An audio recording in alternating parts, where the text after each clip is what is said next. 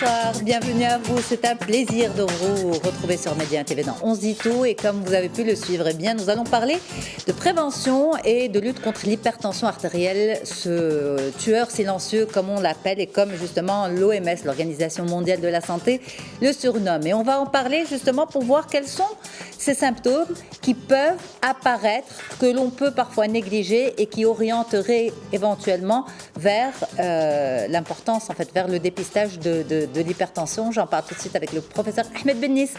On est avec vous en direct. Bonsoir professeur, comment ça va ? Bonsoir Yasmine, merci pour votre invitation. Pour parler d'un sujet extrêmement important qui est l'hypertension, qui, comme vous l'avez si bien dit, c'est un vrai tueur silencieux et qui touche à peu près 30% de la population marocaine et mondiale. Ah quand même, 30% c'est extrêmement important parce que l'hypertension c'est, on va dire, une maladie chronique et qui va toucher, qui va donner d'autres problèmes. Elle n'est pas anodine. Quand elle s'installe pas toute seule. Elle peut avec le temps évoluer vers d'autres problèmes, peut donner des AVC, peut donner des complications assez importantes. C'est bien ça, professeur ? Exactement. Alors l'hypertension aujourd'hui est considérée comme un facteur majeur du risque cardiovasculaire. C'est une maladie qui peut entraîner des accidents vasculaires cérébraux, elle peut entraîner de l'insuffisance cardiaque, elle peut entraîner une mortalité précoce, elle peut entraîner bien entendu de l'insuffisance cardiaque et des symptômes coronaires aigus, des attaques cardiaques et aussi de l'insuffisance rénale. Et le problème, la gravité, vient du fait que c'est un tueur silencieux. C'est-à-dire que c'est une maladie qui va évoluer à bas bruit. Ça veut dire que les artères vont être sous pression. Ça veut dire que les artères vont souffrir tout au long de la vie des personnes. Et si on ne dépiste pas, si on ne diagnostique pas, si on ne traite pas, et si on ne prévient pas, à ce moment-là, les complications vont survenir. Et aujourd'hui, on sait qu'une prise en charge correcte va réduire de façon extrêmement importante, jusqu'à réduire de 50% les complications cardiaques et cérébrales. Ok. Alors, à travers votre expérience, professeur Ahmed Bennis, justement, en général, l'hypertension artérielle est dépistée chez nous. Combien de temps après son apparition, en moyenne ? Alors, en moyenne, les gens généralement viennent quand ils ont des symptômes. C'est-à-dire, généralement, les gens consultent assez tardivement. C'est-à-dire lorsqu'ils ont mal à la tête, lorsqu'ils ont parfois des vertiges, des bourdonnements d'oreilles, lorsque parfois ils ont déjà fait une complication, à ce moment-là, on diagnostique l'hypertension artérielle. Mais les choses sur lesquelles on insiste, c'est le fait de prendre systématiquement la pression artérielle. C'est-à-dire qu'il faudrait qu'une personne, à partir de 40 ans, puisse avoir une idée exacte sur sa tension artérielle. Il faut prendre la tension au moins une fois chaque année à partir de 40 ans. Alors, pour répondre à votre question, on a en général, il y a une règle des 50%. 50% des hypertensions artérielles ne sont pas dépistées, 50% des hypertensions traitées ne sont pas traitées et 50% non contrôlées. Donc, il y a un problème et ce n'est pas un problème uniquement au niveau national marocain, c'est un problème mondial, puisqu'on estime aujourd'hui que 1,5 milliard de personnes dans le monde ont de l'hypertension artérielle. Et le problème, c'est que quel que soit le pays, on est loin des objectifs du traitement. Donc, c'est pour ça qu'il est très important de parler de dépistage, de suivi, de traitement et d'éducation. Ok, alors vous avez dit justement 40 ans, professeur Ahmed Bennis. Est-ce que c'est une maladie ou c'est une pathologie qui touche une tranche d'âge en particulier ? Alors, il y a certaines personnes qui sont plus prédisposées à avoir de l'hypertension, à savoir les personnes qui sont à risque cardiovasculaire, les personnes qui ont plus de 40 ans, qui fument, qui sont surpoids, qui ont du diabète, qui ont du cholestérol, qui ont une hérédité coronaire ou qui ont pris rapidement du poids ces dernières années. Ces personnes ou les femmes qui prennent la pilule ou les femmes qui fument, voilà un peu le prototype. Mais parfois, on n'a aucun facteur de tout ça et on a ce qu'on appelle une hypertension essentielle à partir de 40 ans. Ça veut dire quoi, hypertension artérielle? Ça veut dire que c'est la pression force exercée par le cœur sur la paroi des artères. Ça veut dire que les artères commencent à vieillir. Ça veut dire que les artères ne sont plus souples. Ça veut dire que les artères sont rigides. Et en fait, c'est un signe d'alerte. Ça veut dire que nos artères sont en souffrance et ça veut dire qu'il faut faire attention. Voilà un peu le message que nous... Et donc, le message qu'on veut faire passer aux personnes qui nous écoutent, c'est qu'à partir de 40 ans, il faut prendre une fois la tension, au moins une fois par an. Il faut prendre sa glycémie, son taux de cholestérol et son poids. Ce sont des choses simples sur lesquelles on peut baser une prévention, on peut baser un traitement, on peut baser un suivi. Et vous savez que quand on a une complication, par exemple, comme un accident vasculaire cérébral, c'est des pertes de chances de vie. C'est-à-dire, on peut perdre jusqu'à 12 ans de chances de vie. Quelqu'un qui a fait un infarctus ou qui a une insuffisance cardiaque ou une insuffisance rénale comme complication de l'hypertension, ça veut dire que c'est une perte de chance d'une dizaine d'années. Donc, on perd en années de vie et on perd aussi en qualité de vie. En qualité de vie. Voilà. Absolument. Donc, c'est extrêmement important. La prévention qui reste un élément extrêmement important. Alors, je vais aller vers une question un peu plus générale, qui sort de votre spécialité uniquement, mais vous êtes un scientifique et un médecin, vous allez pouvoir me répondre. Pourquoi 40 ans est un âge tellement problématique au niveau de la santé? Pourquoi 40 ans, c'est, on va dire, un seuil où il faut commencer à vérifier tellement de choses, professeur? C'est un peu 40 ans, c'est l'âge des bilans, c'est l'âge un peu charnière, c'est l'âge où le processus de vieillissement va s'accélérer. C'est-à-dire on va passer de la jeunesse, des cheveux blancs, de la minceur, de l'exercice physique, de quelqu'un qui fait du sport, qui ne fume pas, vers quelqu'un qui va rapidement prendre du poids, qui va par sédentarité, qui a pu fumer quelques années et qui va recueillir un peu ce qu'il a fumé, le diabète qui va se déclencher. Pas forcément, rassurez-nous, pas forcément. Pas forcément. Vous savez, je suis à la veille de mes 40 ans et je découvre beaucoup de choses avec vous. C'est ça.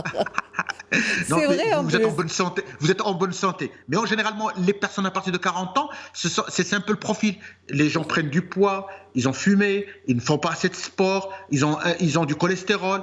Et puis, du point de vue du point de vue physiologique, les cellules commencent à vieillir, les artères commencent à se rigidifier, les mécanismes, les hormones commencent à changer de fonctionnement. Et on va balancer progressivement vers un vieillissement des mécanismes qui nous protègent. Donc il y a l'inflammation, il y a les morts cellulaires, il y a les perturbations des systèmes hormonaux qui nous protègent.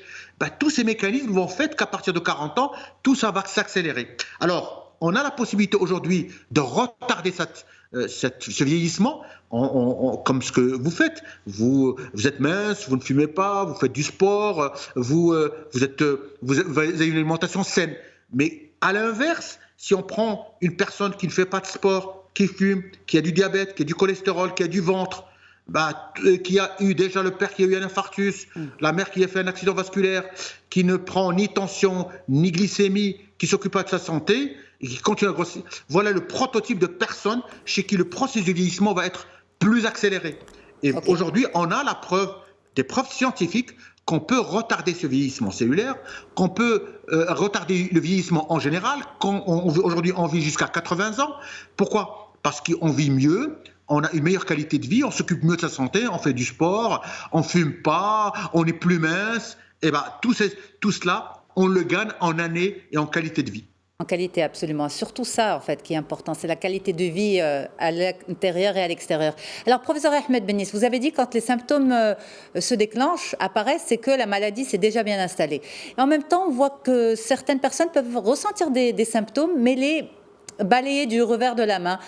Exemple, bourdonnement de l'oreille, maux de tête. Et puis, on a tendance à se dire peut-être que je suis fatiguée, peut-être que c'est une migraine, peut-être que, voilà, je ne sais pas ce que c'est. On retarde quand même le fait d'aller consulter un médecin. Et quand le diagnostic tombe, les personnes vous disent, vous savez, moi, ça fait quelque temps déjà, plusieurs mois, que j'ai mal à la tête, que j'ai les oreilles qui sifflent. Et voilà. Est-ce qu'on peut revenir sur ces symptômes, quand même, que l'hypertension artérielle nous donne, malgré tout, malgré le fait que ce soit un tueur silencieux, mais nous donne et pour une raison ou pour une autre, parce qu'on n'a pas envie d'aller chez le médecin, parce qu'on a peur d'un diagnostic, parce que, on a tendance à repousser. Certainement. Alors, l'hypertension, c'est en général une maladie asymptomatique, silencieuse. Et on découvre de façon systématique. On part chez le médecin pour autre chose et il nous prend la pression et il découvre qu'on a de l'hypertension artérielle. Alors, à ce moment-là, on essaie de confirmer qu'on est bien hypertendu. C'est-à-dire, c'est pas sur une mesure, sur plusieurs mesures. C'est-à-dire, généralement, soit on met un appareil de tension des 24 heures, soit on prend la tension à domicile avec une règle simple, 3 fois le matin, 3 fois le soir pendant 3 jours successifs, soit on convoque la personne 15 jours après et on est sûr que ce n'est pas uniquement un effet blouse blanche, un effet de peur du médecin. À partir de là, lorsqu'on pose le diagnostic d'une hypertension, Le plus souvent, c'est une maladie chronique, c'est une maladie pour la vie. Le traitement est à vie. Et à ce moment-là, on va déclencher un certain nombre de choses. Et c'est rare qu'on trouve une cause à l'hypertension. C'est rare de trouver une cause qui peut expliquer l'hypertension artérielle. Alors le plus souvent, on n'a aucun symptôme. Mais parfois, on a des symptômes qui attirent l'attention. Et en général, quand il y a ces symptômes, ça veut dire que les chiffres tensionnels sont assez élevés. C'est-à-dire quand on a des maux de tête, ça veut dire qu'on a des chiffres de pression basse, de pression diastolique, qui va aller jusqu'à 12, alors que normalement, elle ne doit pas dépasser 8. On va trouver des chiffres de la pression haute, qui va être de plus de 20, alors qu'elle ne doit pas dépasser 13 ou 14. Donc, si on a des symptômes comme des maux de tête, comme des vertiges, comme des bourdonnements d'oreilles, comme des palpitations, une sensation anormale de battement du cœur, comme des étourdissements, comme parfois des épistaxis, une perte du sang du nez. Donc ça veut dire que généralement ce sont des symptômes de gravité. Et quand il y a des symptômes, ça veut dire que l'hypertension en général est déjà installée, est déjà là. Donc nous, le but, c'est de pouvoir dépister très tôt. Parce que si on dépiste très tôt, à ce moment-là, on peut traiter tôt et on peut éviter que l'hypertension s'installe et installe ses complications. C'est-à-dire, on va essayer de restaurer aux artères leur fluidité, leur souplesse au cœur, de permettre au cœur de bien fonctionner et d'empêcher les processus qui vont altérer cœur et vaisseau et d'empêcher par la suite accidents vasculaires cérébraux, infarctus ou insuffisance cardiaque. Donc c'est plus on dépiste tôt, plus on traite mieux, plus on prévient mieux les complications et plus on va être en contact avec la personne pour lui donner des règles, ce qu'on appelle des règles hygiéno-diététiques, c'est-à-dire des règles qui vont changer la vie de la personne pour lui permettre d'empêcher les complications dont on a parlé. Donc, il faut, à partir de 40 ans, j'insiste là-dessus, je pense que vous avez beaucoup insisté là-dessus, c'est le temps des bilans, c'est le temps d'aller voir des médecins et nous demandons aux personnes qui nous écoutent d'aller voir leur médecin à partir de 40 ans et de contrôler leur tension régulièrement, mais sans tomber dans l'obsession. C'est-à-dire, si on a une tension normale, ça veut dire qu'on est normalement tendu. Et si on est hypertendu, il ne faut pas être non plus dans le déni. C'est-à-dire, non, je n'ai pas d'hypertension, j'ai toujours vécu avec une tension normale. La maladie commence à partir d'un certain âge. Et si ça c'est diagnostiqué, c'est une maladie qu'il faut prendre en charge. Parce que le fait de mettre en déni est dangereux, parce qu'à ce moment-là, on va pas éviter les complications qui risquent d'arriver et qui sont des complications qu'on peut éviter et qu'on peut traiter. C'est ça, et on va compliquer encore plus la prise en charge puisqu'on va retarder, c'est comme un diagnostic tardif. Alors justement, professeur, vous dites prendre sa tension. Est-ce qu'il y a un bon moment dans la journée? Est-ce qu'il y a le bon moment de la journée pour prendre sa tension artérielle? Alors, en général, ce qu'on conseille aux personnes, c'est de prendre la tension 3 fois le matin, 3 fois le soir, pendant 3 jours successifs, sur un mois ou chaque 15 jours. Il n'est pas conseillé de prendre la tension 10 fois le matin, 10 fois le soir, chaque jour. Ça devient de l'obsession et ça ne sert à rien. Et donc, il ne faut pas absolument tomber dans une obsession frénétique de prendre la tension plusieurs fois. Ce qu'il faut prendre, ça suffit. 3 fois le matin, 3 fois le soir et faire la moyenne. Et généralement, on enlève la première prise et on prend la deuxième, troisième prise et on fait la moyenne des deux. Et on a une moyenne. Si on prend ça sur 3 jours, on a une idée exacte sur le niveau tensionnel. Et on peut répéter cette manœuvre sur chaque 15 jours ou chaque mois. Alors, il faudrait que l'appareil soit un appareil qui est bien étalonné, bien standard, vérifié par le médecin. Il y a des appareils qui sont bien étalonnés sur des sites comme la Société française d'hypertension artérielle ou d'autres sites qui sont connus, agréés. Et il faudrait à ce moment-là que ce qui est bien, c'est de pouvoir faire suivre ça à distance par le médecin.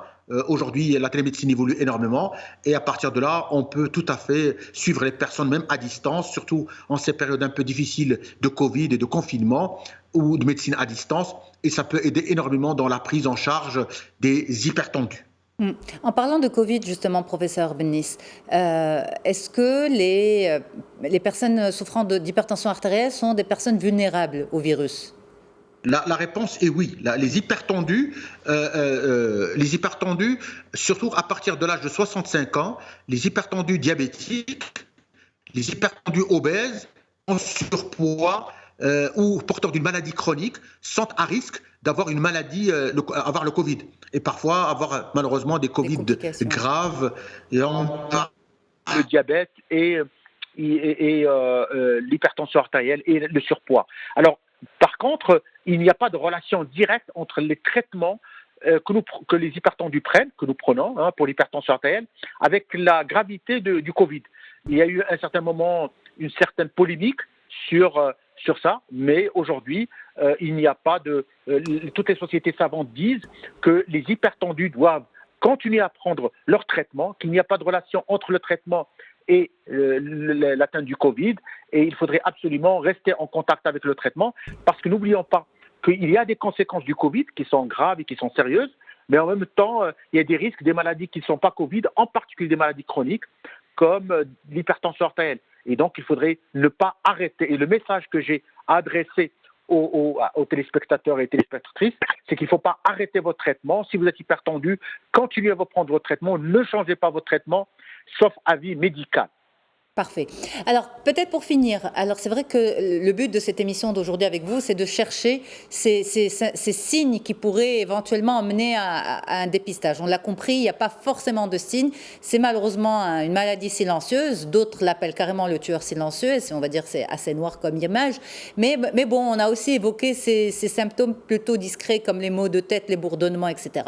Maintenant, quand la personne démarre son traitement, il faut du temps parce que c'est pas en général du one-shot, un traitement qui va marcher directement. Il va falloir trouver le bon dosage avec son médecin. Est-ce que ces symptômes persistent ou bien même une personne sous traitement qui à un moment ou à un autre, peut-être qu'elle est sous traitement depuis 1 an, 2 ans, qui ressent ces symptômes, est-ce que ça veut dire que sa tension s'est déréglée? En général, le traitement va prendre plusieurs semaines, c'est-à-dire en général, en moyenne, de 2 mois pour pouvoir stabiliser la tension artérielle. On peut avoir recours en général à 2 voire 3 traitements pour contrôler une tension. Rarement, un seul médicament suffit. Généralement, c'est 2 médicaments dans 70% des cas. Alors, il faudrait savoir qu'il faut du temps, que l'organisme va s'habituer à une nouvelle tension artérielle, à un nouvel équilibrage. Et à partir de là, il faut du temps pour que les choses prennent place. Donc, parfois, il y a des effets secondaires que la personne va ressentir et qu'il faudra parler au médecin. Généralement, les médecins essaient de donner des médicaments qui ont une bonne tolérance et que les patients ne vont rien ressentir parce que le plus souvent l'hypertension est une maladie asymptomatique. Alors en général 8 semaines de traitement. En même temps, on conseille aux patients de réduire leur poids, d'arrêter de fumer, d'arrêter de boire, d'avoir une consommation d'alimentation saine, de réduire la consommation de sel, moins 6 grammes de sel par jour, de faire de l'exercice physique. Donc il y a tout un accompagnement qui va permettre aux personnes de changer progressivement, de stabiliser leur tension artérielle et d'être mieux sur le plan de santé, c'est-à-dire, vous savez, quand on réduit son poids, quand on mange sain, quand on arrête de fumer, quand on arrête de boire, quand on mange 5 légumes et fruits par jour, quand on fait 30 minutes d'exercice, tout ça a une répercussion extrêmement positive sur la santé. Et c'est des répercussions qui vont avoir un effet à court terme, mais surtout à long terme, parce que le but recherché, c'est non pas de stabiliser la tension artérielle sur 2-3 semaines, mais sur la durée.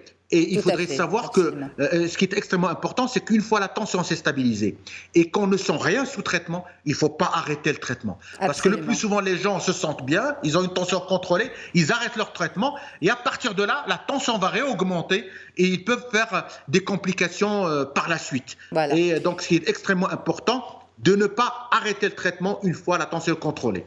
C'est une maladie chronique qui veut dire qu'il faut qu'elle reste sous traitement et accompagnée à vie. Et c'est voilà, heureusement que la science, la médecine a évolué pour permettre justement d'accompagner aussi ces maladies chroniques. Merci infiniment, professeur Ahmed Bennis. Merci beaucoup d'avoir été en direct avec nous de Casablanca. Moi, je remercie infiniment toute l'équipe en régie, Abdelrazak Doumeri et son équipe justement. Un grand merci à l'équipe de prod aussi. J'ai pas souvent l'occasion de les remercier pour le formidable travail qu'ils font pour accompagner cette émission. Et puis à vous pour votre fidélité. On se retrouve demain pour un autre épisode. Demain, on fera le point sur les vaccins à 18h30 ici, puis à 15h30, je serai sur la radio avec Farhana pour Blamiad. Et puis, si vous venez d'arriver et que vous souhaitez revoir cet épisode dans son intégralité, allez sur mediantv.com ou sinon ce soir à 22h30 sur votre petit écran. Très très bonne soirée à toutes et à tous et à très vite. Au revoir.